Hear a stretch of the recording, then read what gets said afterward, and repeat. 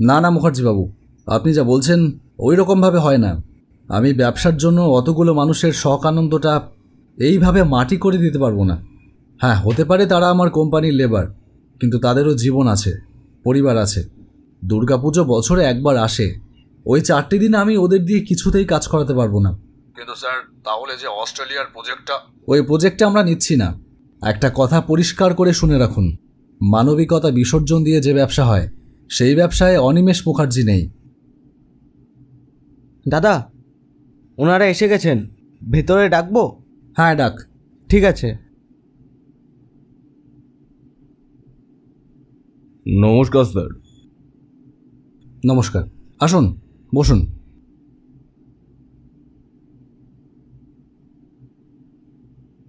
ধন্যবাদ। বলুন। স্যার, আমরা তো অ্যাপয়েন্টমেন্ট নেওয়ার সময়ই জানিয়েছি যে আমাদের বগুলাতে একটা বিজনেস ম্যানেজমেন্ট ট্রেনিংয়ের অর্গানাইজেশন আছে। হ্যাঁ, বলেছিলেন, মনে আছে। আমাদের অর্গানাইজেশন চাইছে আপনি যদি মাসে মিনিমাম একদিন আমাদের একাডেমির একটা করে স্পেশাল ক্লাস নেন, তাহলে আমাদের স্টুডেন্টরা ভীষণ মোটিভেটেড হবে স্যার। তার জন্য আপনার যা সাম্মানিক আমরা স্বাচ্ছন্দ্যে পে করতে রাজি আছি। হ্যাঁ, এটা তো খুব ভালো কথা। আমার যতটুকু বিদ্যে তা যদি অন্যের কাজে এতটুকু সাহায্য করতে পারে, তাহলে আমি তার জন্য সবসময় রাজি। ডান। Thank you sir. তাহলে আমরা সেই মতো এগ্রিমেন্ট রেডি করছি। স্যার, আর একটা কথা, আমাদের অর্গানাইজেশনের অ্যানুয়াল প্রোগ্রাম আগামী 3 তারিখ। আমরা চাইছিলাম চিফ গেস্ট হিসেবে আপনাকে নিয়ে যেতে। এই মরেছে, এসবের আমি কি যোগ্য? আপনারা তো দেখছি আমাকে বিপদে ফেলে দেবেন। ওরকমভাবে বলবেন না স্যার, আমরা কিন্তু অনেক আশা নিয়ে এসেছি।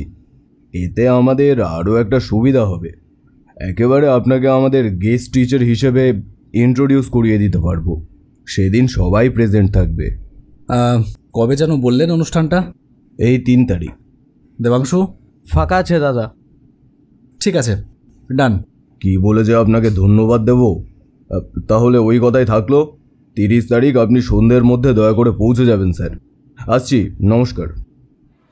এবারে আমি মঞ্চে ডেকে নেব আমাদের আজকের অনুষ্ঠানের বিশেষ অতিথি, যাকে পেয়ে আমরা সত্যিই গর্বিত, সেই স্বনামধন্য ইন্ডাস্ট্রিয়ালিস্ট মিস্টার অনিমেষ মুখার্জিকে। Please welcome.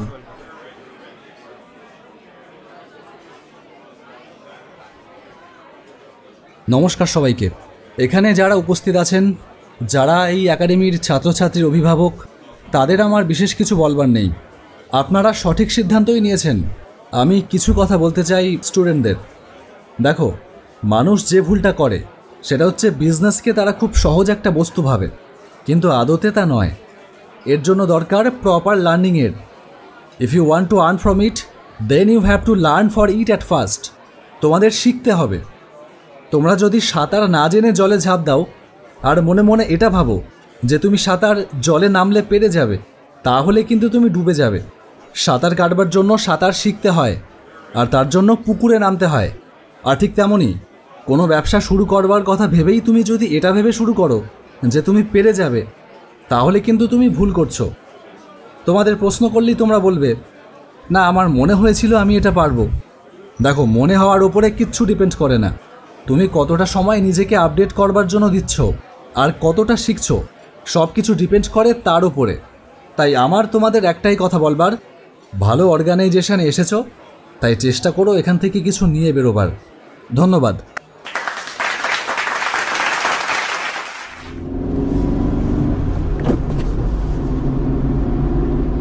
কি ব্যাপার দেবাংশু, এত জোরে গাড়ি চালাচ্ছিস কেন?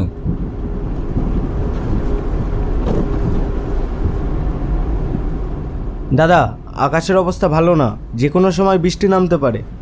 ও, তাও অত জোরে চালাস না, তুই আস্তেই চালা।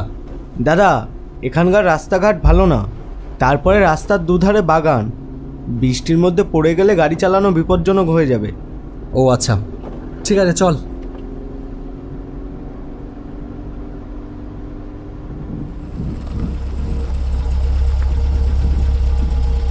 এ কি, গাড়ি এখানে দাঁড় করালি কেন? দাদা, ওই একটু গাড়িতে ওঠার আগে করে আসতে পারিস না? ঠিক আছে, যা।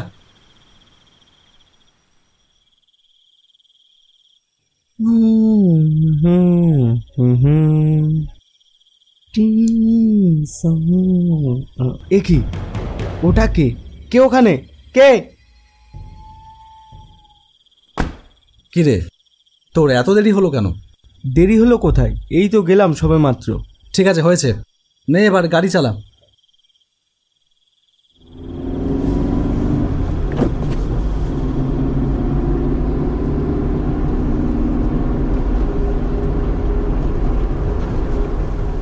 নাও, যেই ভয়টা পেয়েছিলাম ঠিক সেটাই হলো।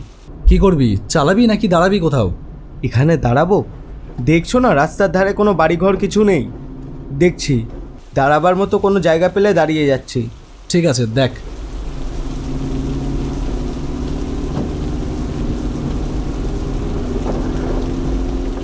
দাদা, ওই দেখো, একটা ধাবা মতন দেখা যাচ্ছে। চলো নামো, ওখানে যাই, ওখানে গিয়ে একটু দাঁড়াই। চল।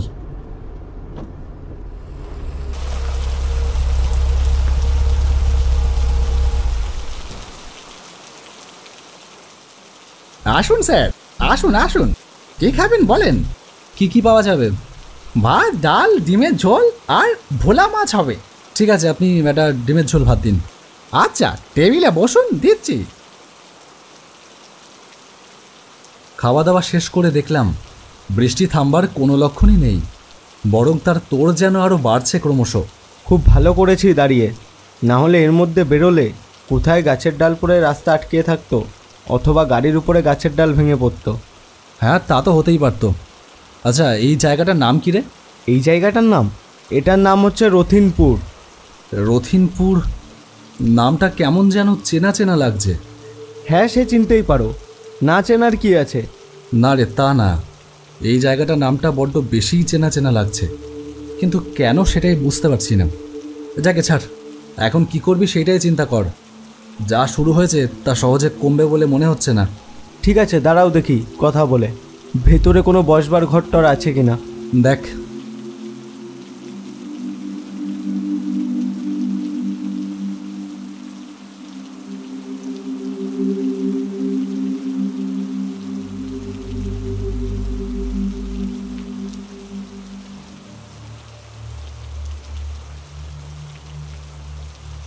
না দাদা, এখানে কোনো বসবার ব্যবস্থা হবে না।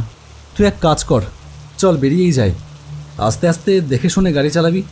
বলছো? হ্যাঁ চল, না হলে কতক্ষণ দাঁড়িয়ে থাকতে হবে তার তো ঠিক নেই। ঠিক আছে, চলো।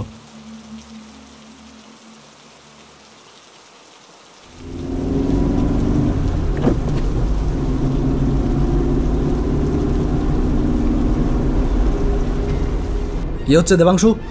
আস্তে চালা দেবাংশু, আস্তে চালা বলছি। আয় দেবাংশু, দেবাংশু, তোর কি আমার কথা কানে যাচ্ছে না? আয় দেবাংশু, দেবাংশু!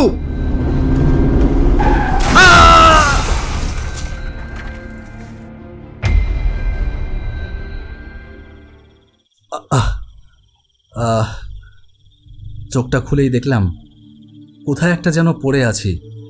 চারপাশে তাকিয়ে দেখলাম একটা বহুকালের ভগ্নপ্রায় বাড়ি। দেওয়ালের মশলা খসে খসে পড়ছে, তার গা দিয়ে গজিয়ে উঠেছে আগাছার শাড়ি। দেওয়ালে ভর্তি মাকড়সার জাল আর নোংরা চারিদিকে, আর কেমন একটা উৎকট বিশ্রী পচা গন্ধ। এটা কোথায় পড়ে আছি? কি স্যার, হুঁশ ফিরেছে? এবার তাহলে হিসেব নিকেশের পালাটা শুরু হোক। চমকে উঠলাম। পাশে তাকাতেই দেখলাম একজন সন্ডা মার্কা লোক আমার খাটের ঠিক পাশে দাঁড়িয়ে আছে। এ কি ঘরের ভেতরেই ছিল? অথচ আমি খেয়ালই করিনি। একেও আমার বড্ড চেনা চেনা লাগছে, কোথায় যেন দেখেছি, কিন্তু কিছুতেই মনে করতে পারছি না। তবে তাকে খুব চেনা চেনা লাগছে। কি ভাবছেন? আমাকে চিনতে পারছেন না? আমি কমলেশ। এবার মনে পড়েছে? কমলেশ নামটা শুনেই আমার অনেক পুরনো একটা স্মৃতি চোখের সামনে ভেসে উঠল। আরে তাড়াতাড়ি কর, তাড়াতাড়ি কর, সাবু খেয়ে এসেছিস নাকি সালা?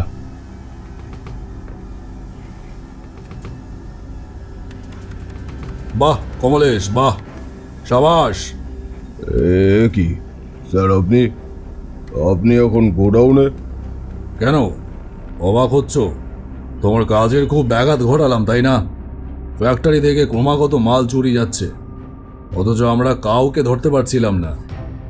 আমাকে অনিমেষ তোমার কথা অনেক আগেই বলেছিল, কিন্তু তোমার প্রতি আমার এতটাই বিশ্বাস ছিল যে আমি অনিমেষের কথা বিশ্বাসই করিনি। না স্যার, আসলে shut up, just shut up. আর একটা কথা বললে তোমার জিভটা আমি টেনে ছিঁড়ে নেব। আমি ভাবতেও পারিনি যে তুমি এই কাজ করতে পারো। শেষে সর্ষের মধ্যে থেকে ভূত বেরোলো। ছি, আপনাকে কি বলে যে ধন্যবাদ দেবো অনিমেষ বাবু। কিন্তু আপনি কিভাবে বুঝলেন যে কমলেশই আমার ফ্যাক্টরি থেকে মাল ছড়াচ্ছে? বলছি, আজ থেকে সপ্তাহখানেক আগে একবার কমলেশ আমার অফিসে গিয়েছিল। দেখুন স্যার, আপনি তো ব্যবসায়ী, আপনার যেখান থেকে 2 পয়সা কমে হবে আপনি সেখান থেকেই মাল নেবেন। আর আমি তো বলছি, আমি যে রেটে দেব সেই রেটে আপনাকে আর কেউ দিতে পারবে না। শুধু ব্যাপারটা জানাজানি করবেন না স্যার। হ্যাঁ, কিন্তু তুমি মালগুলো পাবে কোথা থেকে? তুমি তো ব্যবসায়ী নও। সেসব নিয়ে আপনাকে মাথা ঘামাতে হবে না স্যার, সে আমার লাইন কাট আছে। আপনি নেবেন কি না সেটা বলুন। ঠিক আছে, তুমি তোমার স্যাম্পেল রেখে যাও, আমি তোমাকে জানিয়ে দেব। ব্যাস, ওই স্যাম্পেলটা দেখেই বুঝে যাই যে এই মাল আপনার ফ্যাক্টরির। তখনই আমি আপনাকে ব্যাপারটা জানাই, কিন্তু আপনি কিছুতেই বিশ্বাসই করলেন না। না না অনিমেষবাবু, কমলেশ আমার বহু বছরের পুরনো কর্মচারী, আর ও খুব বিশ্বস্ত। ও এই কাজ করতে পারে আমার তা ভাবনাতেও আসেনি। সেজন্যই তো আমি একটা প্ল্যান করলাম। কমলেশকে ফোন করে বললাম, হ্যাঁ শোনো কমলেশ, তোমার কাছে এখন কতটা মাল আছে? এখন তো বেশি নেই স্যার, ওই 30 পেটি মতো হবে। ও আচ্ছা, কিন্তু আমার তো 200 পেটি লাগবে ইমিডিয়েট। কাল সকালেই লাগবে, এমার্জেন্সি আছে। দিতে পারবে? হ্যাঁ পারবো স্যার, একটু চাপ হয়ে যাবে, তবে হয়ে যাবে স্যার, হয়ে যাবে। আমি জানতাম 200 পেটি মাল কাল সকালেই দিতে হলে ওকে আজ রাতেই কাণ্ডটা সেরে ফেলতে হবে। ব্যাস ব্যাস ব্যাস, আর কিচ্ছু বলতে হবে না, আমি সব বুঝে গেছি। আপনাকে কি বলে যে ধন্যবাদ দেবো অনিমেষবাবু। আরে না না, আমাদের এত বছরের বিজনেস রিলেশন, এটা তো আমার কর্তব্য। অফিসার নিয়ে যান ওকে, আর ওর উপযুক্ত শাস্তির ব্যবস্থা করুন। সেদিন তারপর পুলিশ আমাকে প্রিজন ভ্যানে ঢোকালো, কিন্তু আমি জেলে যেতে চাইনি, তাই মনে মনে পালানোর প্ল্যান করলাম। সুযোগ বুঝে পুলিশের গাড়ি থেকে লাফিয়ে পড়লাম, কিন্তু ভাগ্য সেদিন আমার প্রতি সহায় ছিল না। তাই লাফিয়ে পড়ার সাথে সাথে উল্টো দিক থেকে আসা একটা গাড়ির চাকার তলায় চলে যাই, আর সেইখানেই মারা যায়। তোর জন্য আমি সব হারিয়েছি, তাই আজ তোকেও সব হারাতে হবে। আজই তোর শেষ দিন।